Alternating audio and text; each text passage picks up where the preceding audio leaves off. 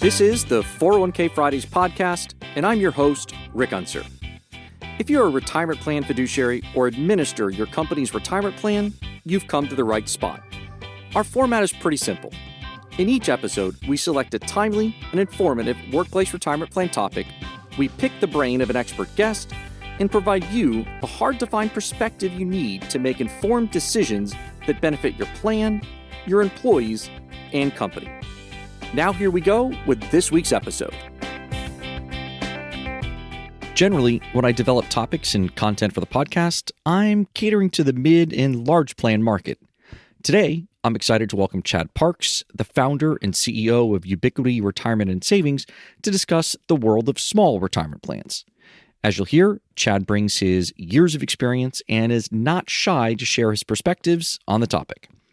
We talk about everything from how do you define a small plan to how they are similar and different from mid to large plans to the launch of PEPs and potential changes to retirement plans with the new administration. We also get Chad looking into his crystal ball, which is always fun. Even if you don't sponsor or support a quote-unquote small retirement plan, there's a lot of great info here that might help you or a friend who does have questions about small retirement plans. Before we get started, as we go into the new year, 'tis the season of giving. Please consider either sharing the podcast with a friend or leaving a rating or review on your favorite podcast app. Either or both of those go a long way to help us grow our audience and continue to attract great guests like Chad. That's it. I hope you enjoy our conversation. Well, Chad, thanks for joining me today on the podcast. Looking forward to diving into some new territory, which is chatting through all the realities and interesting things that come along with smaller workplace retirement plans. So thanks for being here. Hi, Rick. Thanks for having me. Appreciate it. So I think if people have been listening to some of these episodes over the years, you probably realize that a lot of my, content and topics have been geared towards probably larger retirement plans, the kind of the more corporate side of the world. I think that's generally been the tendency that I've tended to focus on. But certainly the small plan market is a very large and very important part of the retirement space. But I guess as you get it, when you start talking about small, mid-size, large, mega, I think everybody has their different definition. So Chad, I guess for today's conversation, how do you typically define a small retirement plan? Yeah, that's a great observation. Everybody does have their own scale. So we try to level set that. And from our standpoint, we usually look at it as head count, number of employees that a company has. And we usually will draw the line at 100 or fewer and call that a small or micro plan. Generally speaking, our rule of thumb is that we don't necessarily look at it as an asset size, which I know most of the industry does. But for most intents and purposes, these small businesses will have either no plan, therefore no assets, and or if they do start a plan, it will take years for those assets to accumulate. So generally speaking, it's better to look at them as a number of employees. And if you think about the small plan market versus maybe the more established side of the business world, which I think 401k is just become pretty standard fare on somebody's benefits package. If you're looking at that smaller side of the market, is 401k kind of baked in there, or is it not as common as what you'd see if you're working for maybe an employer that has more than 100 employees? Yeah, most unfortunately, it's not baked in. Surprisingly, depending on which data set you want to look at, but kind of a rule of thumb for businesses under 100 employees, something like 65, 70% do not offer a workplace savings plan or a 401k. And if you drill that down a little further on the distribution curve and you look in that employee count of the 2 to 20 employee space, which by the way is the bulk of businesses in our country, that number is something like 90+% do not offer a workplace savings plan. And it's really unfortunate because I think there's a lot of misperceptions out there, which we can talk about today, as to why those small businesses don't offer those plans. And, to be fair, our industry has not necessarily served it well either. And I think that most people who are fortunate enough to have a retirement plan at work, especially in those larger companies, if they move to a smaller organization, might be very surprised that that's not part of the standard benefits package. And what we also have seen is that number one thing a business usually puts in place is health benefits, and retirement is usually the second most requested benefit, but it's not always the most available. Yeah, I would share that observation. And I guess if we're thinking about things as you've just kind of been talking about it, the coverage gap, I think, is something that we've talked about a little bit on the podcast, and I think is certainly something that gets some attention in the broader media. And some of the numbers I've heard is anywhere between 40 and 50% of the workforce, people that are actively collecting a paycheck, don't have the ability to save through payroll deduction into a 401k, 403b, some other type of workplace retirement plan. Do those numbers kind of jive with what you had, or I heard you throw around a 70% number? So I'm curious what you're kind of seeing out there as just whether in data or experience. No, you're very right. Yeah, the 70% number refers to number of businesses that don't offer. However, when you translate that into number of employees that those businesses represents, and you add them all up cumulatively, that's where you do get to that 40 or 50 million number. So yeah, almost half the working population in our country doesn't have the ability to defer their paycheck into some sort of retirement plan. And that's one of the things that has really driven me as an industry expert and someone who's created solutions and trying to help solve that coverage gap and providing an infrastructure in order to do so, primarily because I look at it as, it's a very large societal issue where we are setting ourselves up for what I would call a looming retirement crisis. And so if we don't address this large cohort of people who are ill prepared for savings, it's going to come full circle and really affect us as a society in the future. Well, and let me just give you the knee-jerk reaction that I think some business owners have, and I've heard some talk about, which is, hey, they can just go set up an IRA and they can put up to the limit, I think $6,500 this year, I think. But I think a lot of business owners would say, hey, that's perfectly available to people. Why don't they just do that? Why do I need to set up a 401k or a simple plan or something else that would be more structured and carry more cost for the business or for myself? Yeah, there's some truth to that. It is a little bit of a problem that the way we've set up our retirement savings structure in this country does need to involve the business owner or the employer, right? And it is a mixed bag on that because, as you said, there are IRAs and other savings vehicles available to individuals, through their bank, their credit union, their favorite brokerage, their online brokerage, however, wherever they want to go to do that. The challenge is in human behavior. And even though those things are available to people, I think the data on those are something like only less than 10% of people actually fund an IRA around tax time. And it's primarily, I think, driven by the fact that most people aren't that good at planning ahead and setting money aside to have the cash available to fund that. And so it becomes that problem. And I think that, there's been other data and research that shows when people have the ability to defer some of their paycheck automatically, then that is the highest rate of success for people to accumulate retirement savings. And so it goes back to what I said. It's an unfortunate sort of fact that the employer has to be participating in this. And the fact that the way our retirement savings system is set up to give tax incentives to those employers and employees is something that is also important to take into consideration, especially I would argue that those small business owners, rather than just deferring to an IRA and letting your employees go and set something up outside, don't neglect the fact that there's really large tax incentives on the table for you, the business owner, to save for yourself as well. So even though it's a little bit of a detriment to have put these plans in place, there's also a good set of rewards available. And that's one of the things that we struggle with constantly. It is one of those, as I said, there's misperceptions that small businesses have about why they should or shouldn't put a plan in place. And we can break that down a little bit if you like. But, it's one of those things there where, being in that unique position to be able to facilitate payroll deferrals is really key in this situation. Yeah, and I've seen some stats over the years that would absolutely agree, and I think if we look at some of the foundational arguments for the state-run retirement plans, I think there was a study done a while back that said people are 15 times more likely to save if they're able to do it through payroll deduction.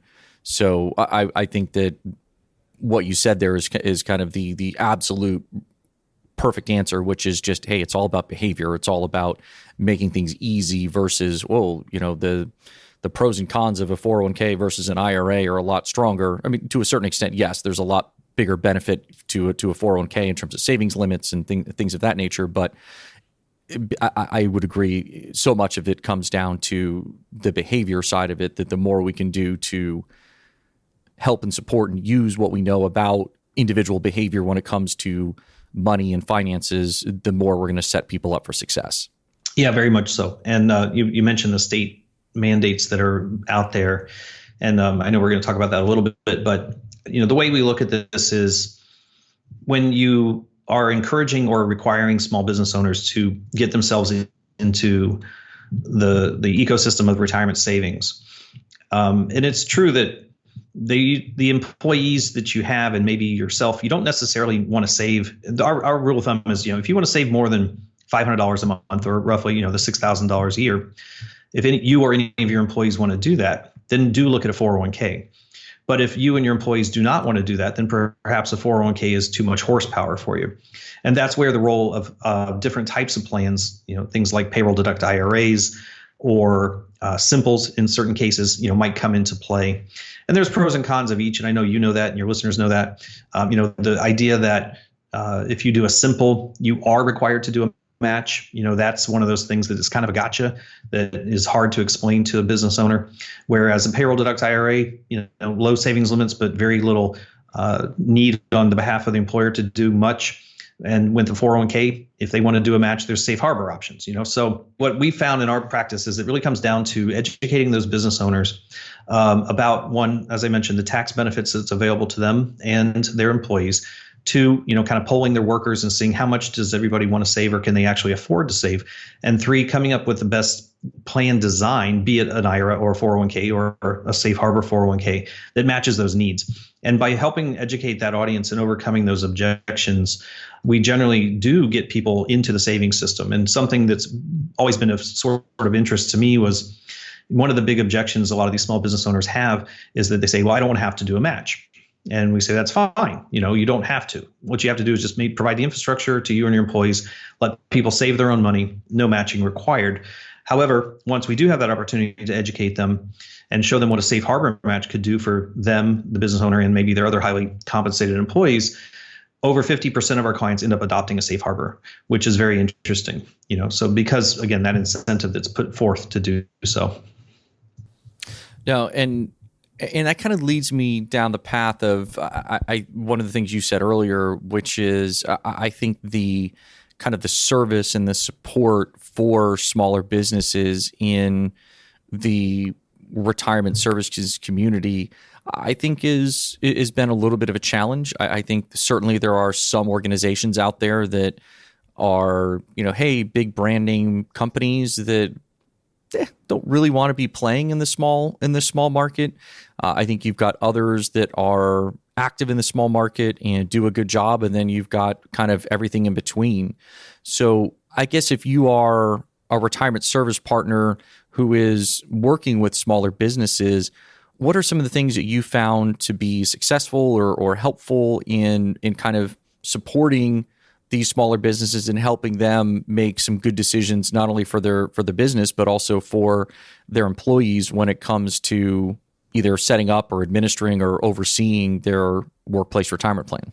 Yeah, all great points. I think if we start at the top there and ask ourselves the question, why do some financial institutions, just put it out there, ignore this market, right? They just don't have solutions for it.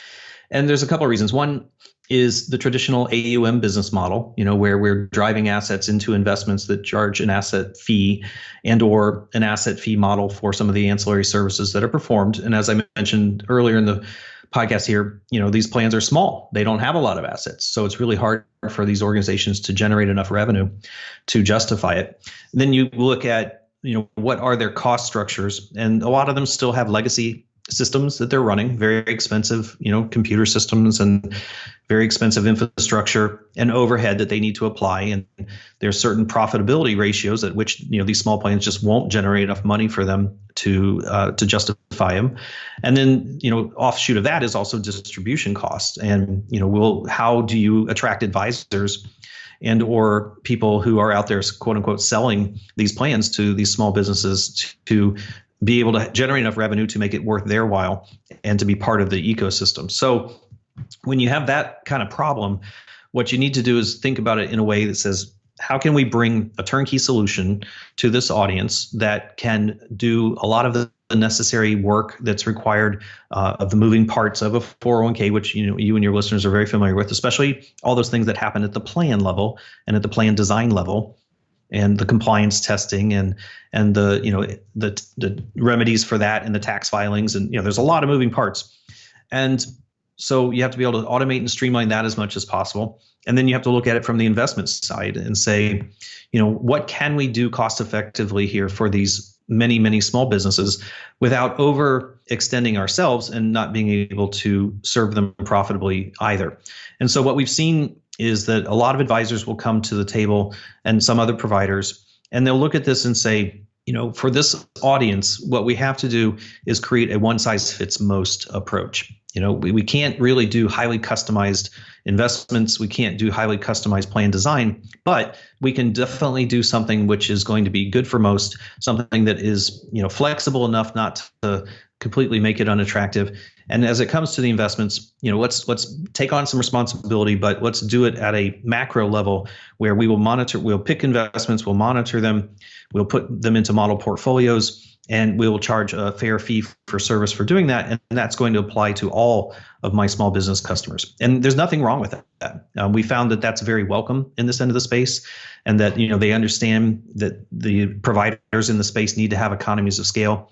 And I think, at this stage of the game where we are as this market evolves, is that this is better than nothing. And as more come into the space, that's going to allow for more flexibility and more options. And I know that, PEPs and MEPs are something that we're going to talk about. And I think you can kind of see that trend line moving in that direction, to say, how can we continue to consolidate services and rules and regulations so that we can make this a lot easier for this audience. And just I guess kind of picking up on everything you just said there, one thing that I think is just a reality in servicing any plan, small, medium, large, mega, whatever, there's cost, there's work that needs to go into it. I think there's a lot of misperceptions out there. I've had so many conversations with people over the years, just, whether it be on the podcast or just informally, where there's a perception, I think, especially by employees, that, hey, this should be free for me to be in a 401k plan. I don't understand why I have to pay fees or whatever the case may be. Sorry, on a little bit of a tangent there. But I guess where I was trying to go with that was, if we think about 401k plan fees and small market plans, I think some of the, the headlines that we see picked up by, various media outlets where this plan was charging ridiculous 3% annual fees. I think a lot of those, unfortunately, are more,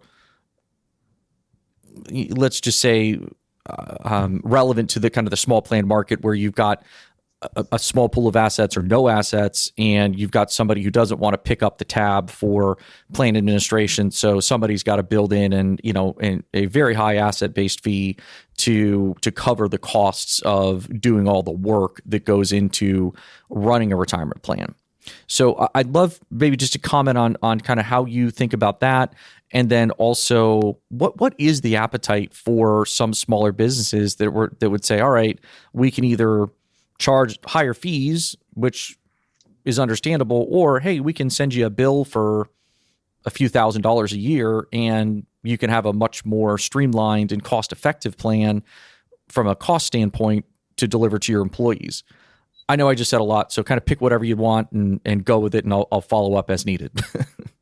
No, that's great. Well, you're tuning in here to a very interesting area that we have a lot of I want to say controversy around it, but it's definitely an area where purists have an argument, and so do the other side of the fence. So I'll start with kind of sharing how this business even got started. So when I was a certified financial planner and a registered investment advisor, I worked with small business owners because they had complex financial needs, and I thought I could help them. And two of the many pillars of financial planning that I chose to focus on with them was their tax savings and their retirement savings, pointing out to them that they're wasting tax dollars and they're not putting it away for retirement. And so I usually didn't get much argument from them. And they said, go find me something. So this was mid to late 90s. I'm doing my research out in the space and just appalled, frankly, at what I saw. And this was right around pre-internet, so things were pretty clunky. And so I had to learn what the ins and outs of the 401k world were. And that's one of the reasons that I discovered this underserved market and how traditional financial service companies couldn't figure out how to work in this space again because the AUM model.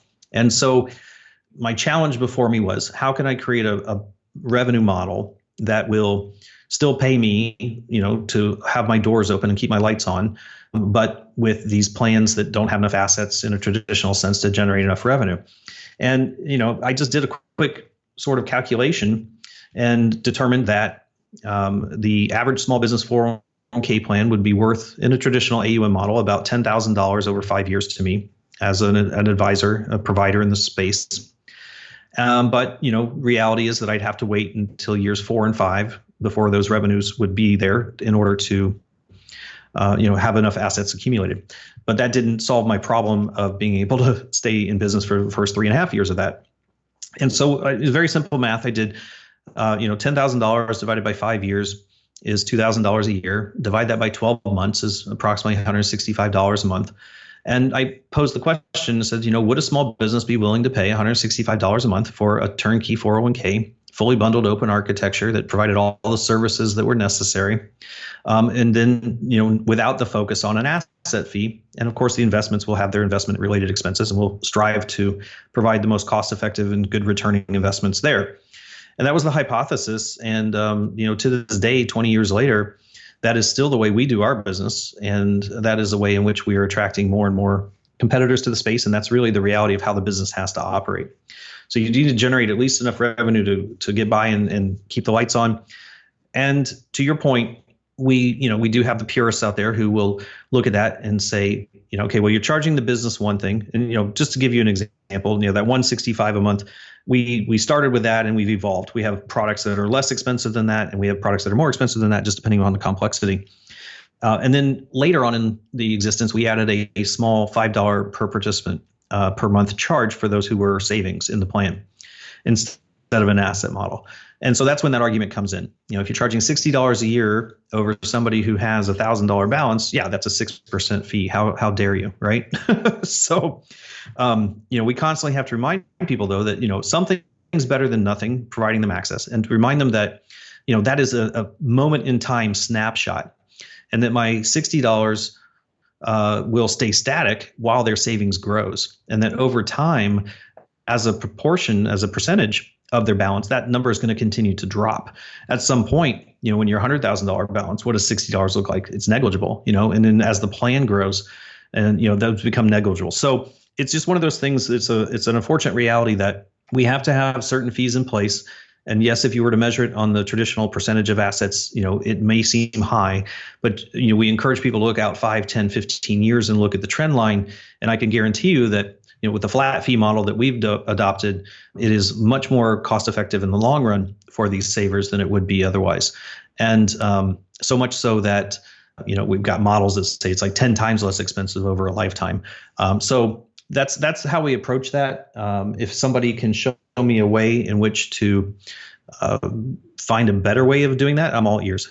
Yeah, and I think you've said that very well, where there's really no perfect solution here. I mean, hey, if everything was free and people could provide high quality, customized services that are of value to the business or the individual, and there's no cost associated with it, hey, that's obviously a great answer. But the reality is, like you said, businesses, enterprises, individuals have to keep the lights on. They have to generate revenue. So when you have few bodies or few assets, there are only so many choices, and none of them are perfect. But I appreciate I appreciate your explanation.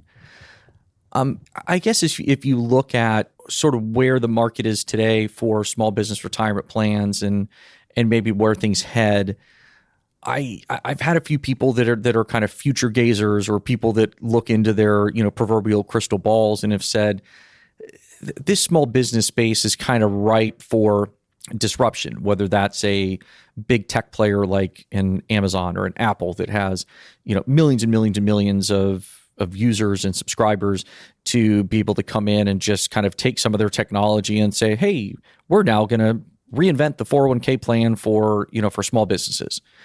What's your sense on where things might go from here? Have you heard anything like that, or heard anybody speculate about anything like that, or is that more just true speculation of, oh yeah, sure, there's a chance over the next decade something like that could happen? Yeah, I would say over the next decade for sure. there's a chance something like that could happen. I think that when you look at the pressures that are on the marketplace and the society as at large, with half the working population not being able to save, with the infrastructure of the retirement savings system as it's designed today, where the employer is a key player, with the rules and regulations that go around it, with the fiduciary rules, the legal responsibilities, the testing, the compliance, and all that work that goes into this. These are somewhat unfortunate barriers, perhaps, to having a pure tech solution. But that's not to say that, with the advancements of technology, these things can't be solved for. I did often joke many years ago that I would love to sell my solutions on Amazon. Now that's different than having Amazon do it, right? As a small business owner, you shouldn't be able to go and quote unquote buy one off of Amazon, because they're a marketplace. There was a day not so long ago where I'm proud to say that you could have gotten a small business retirement plan from my company through Costco, which it sounds kind of funny, right? But sure enough, we were in there. We were, in Costco's small business suite. And if anybody shops at Costco, on your way out the door, if you look at that big wall of flyers there for small business services, they have merchant payment processing, payroll, insurance, and retirement. And we were one of those. You could have gotten a retirement plan through Costco. Nice. So that was more of a, I kind of joke, right? Costco is such a pallet-driven company that they couldn't figure out how to sell services necessarily. And it was more like, we wanted to just have a UPC code they could scan at checkout. And it's like, that's not how this is going to work. But no offense to Costco, they did great when they were attempting to bring an alternative. So that is an interesting look. But yeah, these larger tech companies, I think if you think about companies like Microsoft and Amazon and even Apple, who has so much reach into everybody's desktop, phone, financial life, software, anything that you're so used to using and so dependent upon. It does make sense that if some of them could figure out a way to come into the space, it would definitely go a long way towards getting more coverage and getting more people on the right path. I would hope that they would have to partner with companies like ours and others who are experts at it in order to do so. But yeah, I could see an area where this might be disruptive. And I think that some of the other things that would have to change, as I alluded to, would be we might need a serious overhaul of the laws in which we operate. You talk about going off on a side note here. I do so hesitantly, but you might remember in the Bush era, there was this idea of just creating the super IRA. Like, why not just put this all on the individual? Why not give them the same savings limits as a 401k, and then let everybody go out into sort of a free market and take care of it? Again, human behavior will probably prevent that from happening, but if we had that sort of significant shift in the laws, then yeah, I would say that would open it up for tech companies and even banks and others to really get into this space differently than what we've seen it structured today. Yeah, and I guess on that note, we do have a change of administration here coming up to the Biden administration in January, and I think there's already some talk about some changes that are at least going to be, let's say, discussed. I don't know if we've got any proposals as of yet or anything that's been written down or is ready to be voted upon. But I know from a campaign standpoint, Biden was talking a lot about, well, hey, should we look at transitioning from a more tax deductible type strategy for retirement plan contributions to a tax credit strategy for retirement plan contributions? So I'd be curious, what have you heard about that? And how would you see that impacting the smaller side of the market if that became reality? Yeah, that's a good point, right? Because it's an important change, but it could also be a precursor to other change.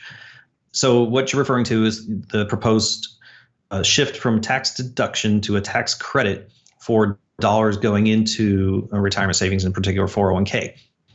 It was a little vague on specifics as to whether or not it would apply to other things such as IRAs and others, but let's just focus on the K aspect for right now.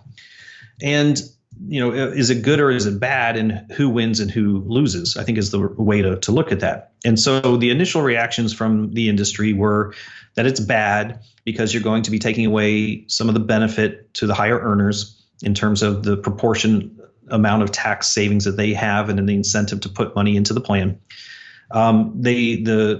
Those who are opposed to it would say that would risk businesses' willingness to sponsor a plan. Hey, if the benefits aren't as great, I'm not going to do it.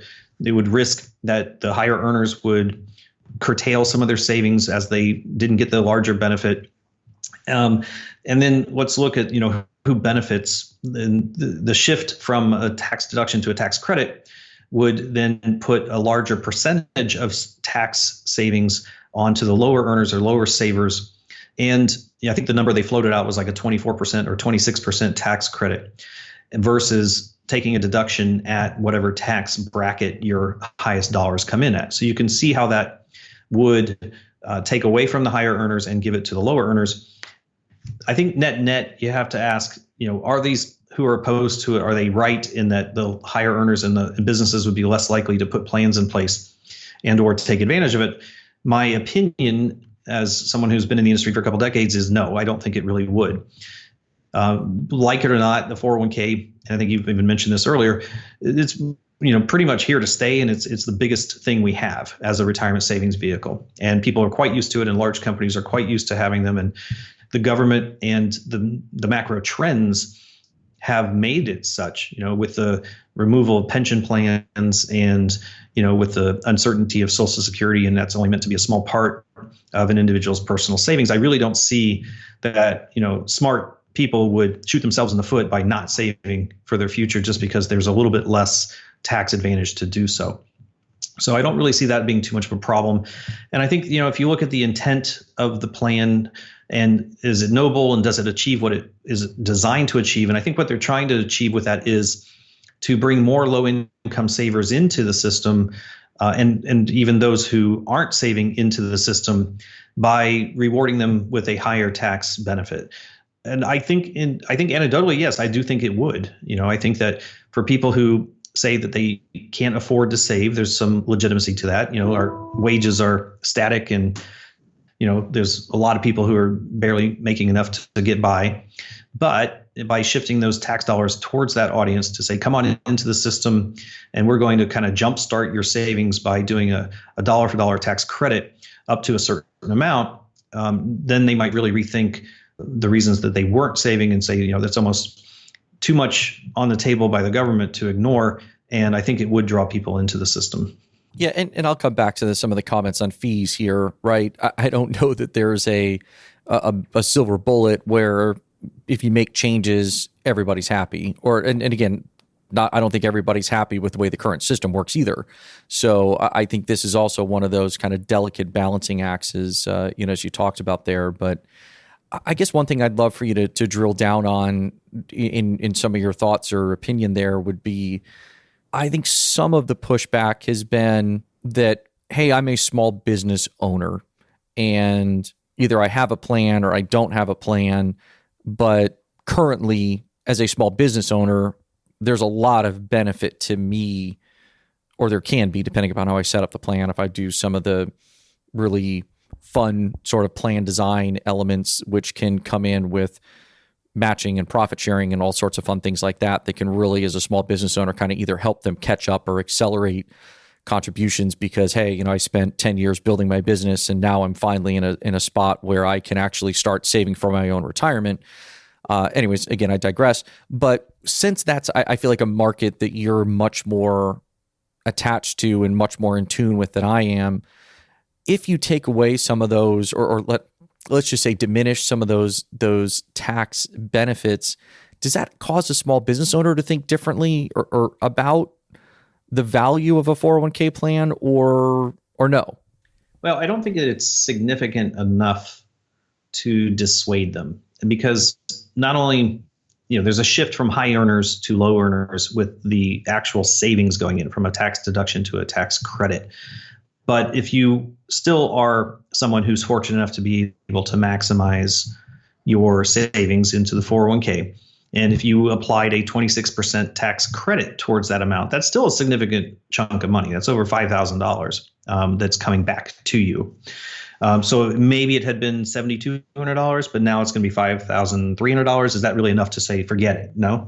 And multiply that by 10, 15, 20 years. My argument is no, I don't think that you would abandon it. And then the other thing which we haven't talked about here yet, but I think is definitely worth mentioning, is that, where's the trend here with the government trying to incentivize business owners? Because you're right, this end of the market is heavily influenced by the business owner themselves. This isn't a 300 or a 500 or 1,000 person company that has, a corporation running this that has a committee of benefits advisors who come in and, do everything for the benefits of those hundreds and thousands of employees. This is a very intimate decision. This is something that the small business owner themselves and or their family actually have a direct benefit from. And so that clearly helps to persuade them.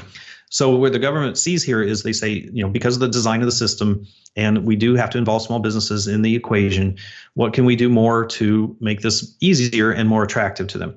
And so prior to the end of last year, there had been an existing $500 per year tax credit to a small business to put in a qualified savings plan, a 401k.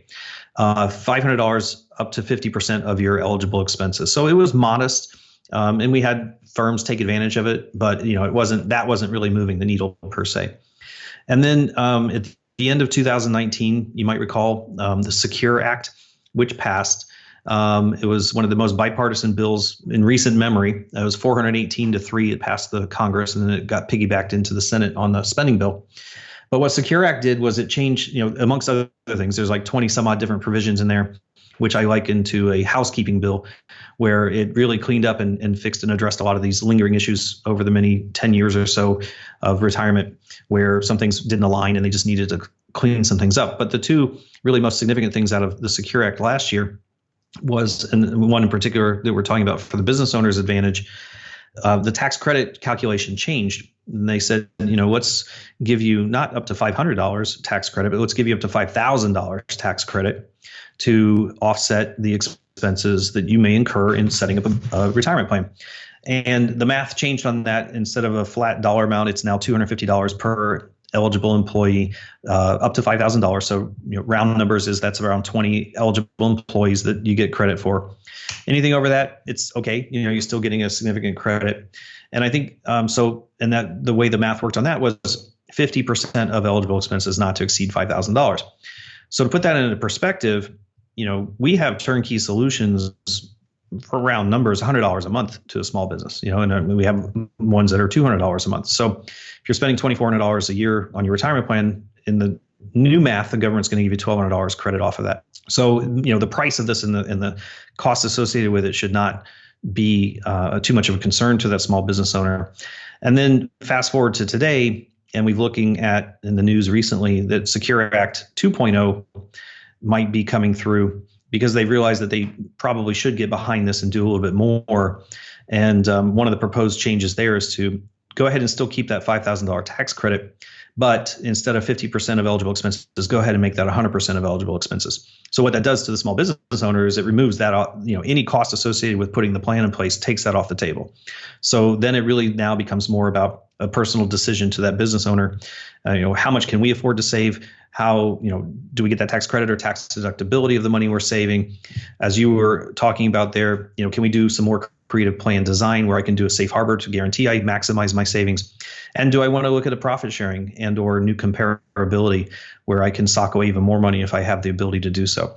So there are plenty of tools and incentives on the table, so much so that if you were to add it all up, it's probably way better than a mortgage interest deduction in terms of the tax incentives on the table for businesses and business owners to put these retirement plans in place. And I really would encourage that audience to, not think about it so much as a cost associated with you as a benefit, but really is what is the benefit to you and therefore your employees. And I think the government is really aligning behind that. And that's maybe also part and parcel to, why some of these states are starting to mandate retirement savings within their borders. So where we're headed here, it's kind of a little bit of a perfect storm where we have certain states mandating retirement savings. So like California, for example, if you're a business within California, there's a graded schedule, but basically know that coming up in the next 2 to 3 years, if you have 5 or more employees and been in business for 2 years or longer, you're going to have to put a retirement plan in place. Otherwise, you face sort of an excise tax. But don't look at that as a negative because you got the federal government giving you tax incentives to do so. So that perfect storm is coming together. You've got mandated demand. You've got financial help to do so. And who is going to be the beneficiary but you? You, the business owner, your employees are going to be the beneficiary of that. So it really is a little bit of a mind shift change. I know that's a very long answer to your question, but I think that, so whether or not you tinker with, the high end deductibility of your contribution versus what your really long-term benefit is by having the government on your side in this, my money would be put on, we're going to see a lot more businesses put plans in place and really take advantage of this. No, I appreciate that. And hey, long questions deserve long answers, right? So it all works out. Since you mentioned the Secure Act a minute ago, one thing that also came out of the Secure Act was the concept of a pooled employer plan or a PEP. And I don't know, maybe just because this is the new thing that's coming to market in January, I feel like there's a lot of energy in the marketplace right now. I feel like there's a lot of discussion at a lot of different levels about sort of this whole PEP concept coming into play for 2021. What are your thoughts there? I mean, do you see that as a benefit, helpful, net neutral to small business owners or the smaller retirement market? Mm-hmm. For many, many years, the concept of a MEP as the ultimate silver bullet has been circulated around Washington. And those of us in the industry and those of us advocating on behalf of retirement issues in Washington, we were sometimes kind of scratching our head as to why everyone thought that would be the best thing since sliced bread. And there are some advantages here, but I think you got to go back in time there where at the time, the way the rules were written, and again, that's that housekeeping aspect of Secure, they had some clunky things in place there that, for lack of going into way too much detail, I'll just say, for those of you who have any familiarity with it, it was sort of known as the one bad apple rule. And if you were going to join a multiple employer plan, which is what a MEP is, and by loose association, you're allowed to do so. And let's say there's 100 employers involved in it, and there are some economic and some economies of scale advantages for you doing so. The big risk then was that if, for whatever reason, that one of those other companies gets in trouble on purpose or by accident, it could jeopardize the status of everybody in that multiple employer plan, which is, there's reasons why it was done that way, but it's also very illogical. So therefore, why would I risk that when there's already enough risk on the table that I have to worry about everybody else? So I think that's why they weren't more popular. However, the housekeeping bill is Secure. They cleaned that up and they've kind of taken that away, the one bad apple rule, and they've redefined what association means, and they've made this a little bit more accessible. And I think it's morphed into PEP, right? Pooled employer plan. And from a back end standpoint, as a record keeper administrator, we look at that and say, there is some truth to the fact that, yes, there can be more economies of scale.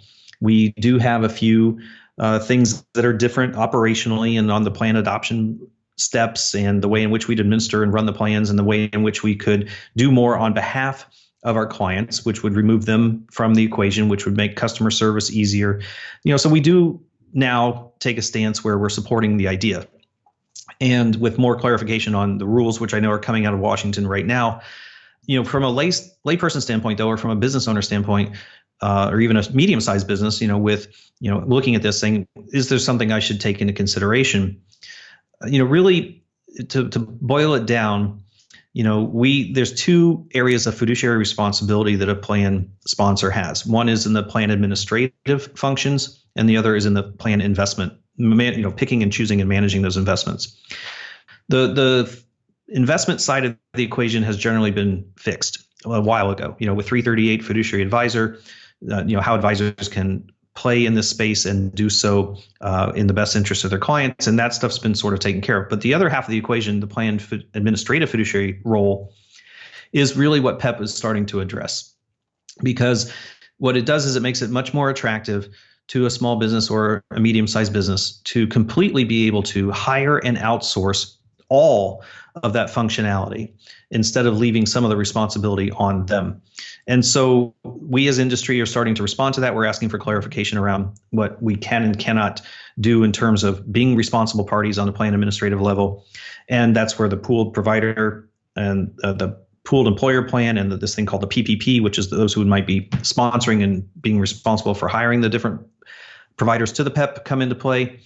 And I know there's a lot of jargon and a lot of words. I guess I'll summarize that by saying it is finally worth something paying attention to.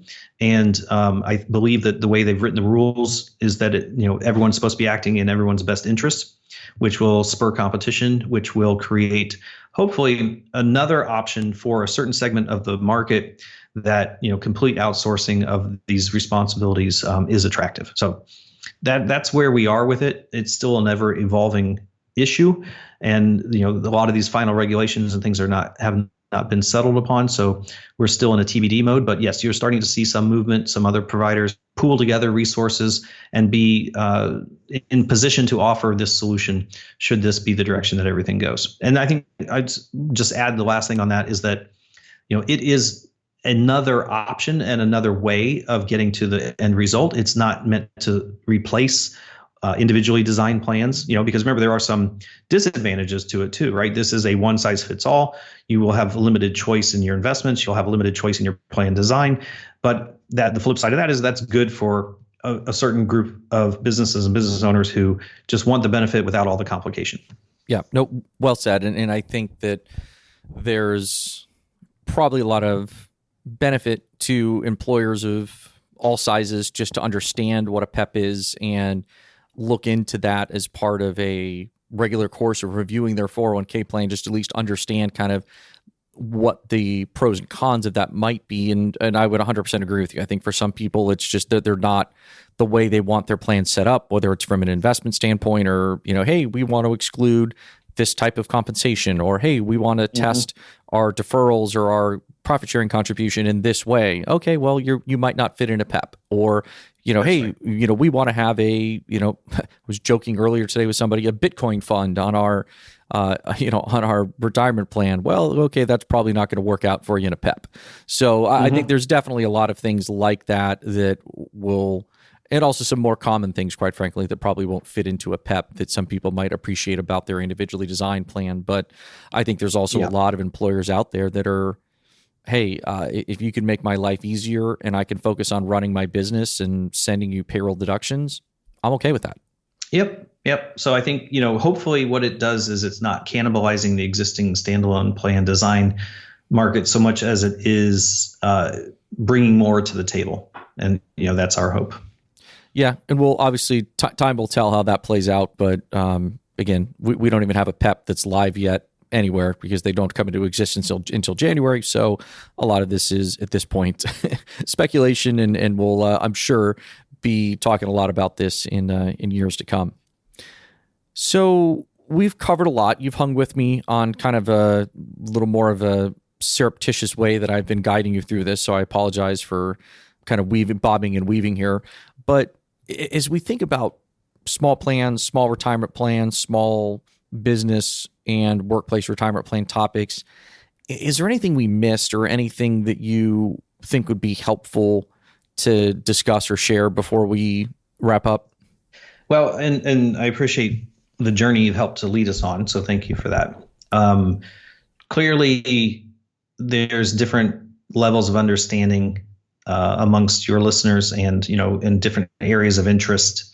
And so we've tried to introduce some new topics potentially today, and share some opinions about macro trends and government interference or government assistance, depending on how you like to look at that. And I think that what we tend to want to focus on, and we understand, advisors who participate in this space, they're very welcome, they're very needed. Businesses that sponsor retirement plans obviously are, that much more ahead of their peers who do not. They're trying to contribute to the solution and not to the problem. So we recognize that. And I think that, a lot of the work that we do, while we have created a solution that can serve the small and micro market cost effectively and efficiently, we really look at ourselves more on this cause of trying to just bring a broader awareness to the need for retirement preparedness in our country. And we look at it from the way most people generally have looked at it in their careers, which is, sort of a three-legged stool of retirement. We got to remember that the ideal design of our retirement system in this country was a pension. Social Security will come in, and you're to augment that with your personal savings. And we affectionately call that the three-legged stool of retirement. And we get niche in our 401k conversation, we get niche in our jargon and understanding of it. But I do like people to pause for a moment, raise their heads up a little bit, and look at the bigger picture, and look at the reality that we have in our country of Social Security. Let's start with that. There's a lot of talk in the news, rightfully so, that Social Security surplus will be exhausted by 2033 or 34, and that if no changes are made to that system today, then there will be about a 25% reduction in benefits payable to all beneficiaries around 2034, which is now only about 13 years away. That is something worth paying attention to when you read media or you hear things coming out of Washington, and Biden has some proposals on Social Security. He wants to increase the tax on those earning over 400K to redistribute that down and raise the minimum payments that certain people are getting, which is probably a noble thing to do and the right thing to do. But what it doesn't do is it doesn't solve the longer term funding issues of Social Security, so that it won't have to have a reduction in benefits. And this is one of those topics that is a political hot potato that no one wants to touch. And, we're all driving towards this cliff, and nobody has the political will to do anything about it right now. So for those of us who are in private industry and we serve that one leg of the stool of 401ks, don't forget how Social Security plays an important part of this. And, however we perform advocacy work, let's pay attention to that, and, and try to make sure that that leg of the stool is propped up. It will take a few significant changes, but honestly, there's 3 or 4, maybe 5 different levers that could be pulled that could fix that for another 75 years. And it's not as painful as most would think. And I've done some math here where if we just raise the Social Security tax, nothing else but raise the tax by, I think, 2.4%. So 1.2 to the employer, 1.2 to the individuals, keeping everything else being equal, that would plug the hole for those 75 years, right? So it's not that significant of a change. It shouldn't be that much of a lightning rod, but it is a political issue. So pay attention to Social Security, see what we can do about that. And then, that other bit is the third leg of the stool, which is pension plans, which, unfortunately, over the last 20, 30 years have been going by the wayside, especially in corporate America. In those who work in the public sector, they have been significantly changed or impacted in terms of their generosity of the plan and the ability to earn a pension and to have a significant payout of lifetime income. And so, for the baby boomers, a lot of them had the three-legged stool. For Gen X, a lot of us do not have the 3 legs of the stool. And for the millennials and those younger ones coming into the workforce, unfortunately, the onus is almost guaranteed to be 100% on their personal savings and their personal preparedness. So we as an industry, if we can take that macro view and, think about how can we create programs, infrastructure, influence policy so that we can make sure everybody has an ability to save and have a dignified retirement. That's really kind of the cause that we're on. And no one company or one person can be influential enough. But I think if we all get on the same page and all have a common goal, and I think that's why all of us who work in this space, we all want the same outcome, which is a dignified retirement for our clients and those around us, our family, our friends, our colleagues, our neighbors. So that's really just one of the things I like to encourage people to remember is it's easy to get caught up in the weeds, but take a breath, look above the clouds, and remember this is what we're doing it for, and pay attention to the bigger picture issues. Very well said. I think that's a great place for us to wrap. And I just want to say thank you for chatting through everything we covered today about small business retirement plans and other important topics. So appreciate you being here. And certainly as we tackle this in the future, would love to follow up and have you back again to see how things are going. Well, thank you, Rick. And thank you for doing this. And, everything counts, right? 401k Fridays are a great place of information for those of us in the space. And I really appreciate your willingness to go outside the norm a little bit and talk with us here today. No, my pleasure. Thank you for sharing everything you did, and enjoy the rest of your day. And hopefully everyone else does as well. All right. Take care.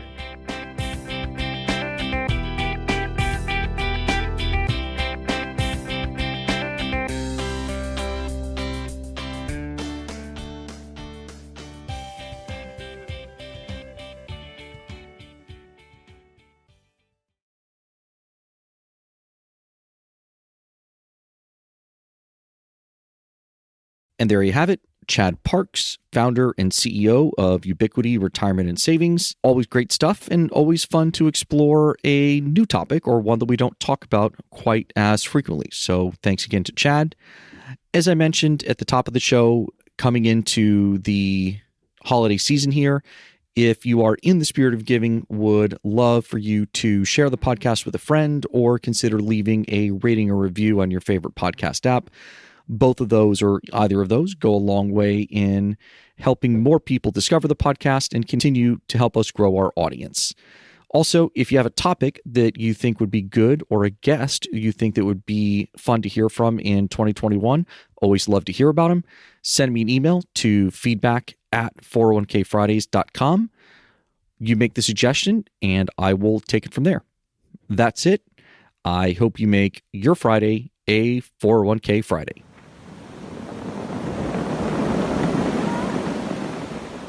And now, for some disclosures. The content in this podcast is provided for educational and discussion purposes only.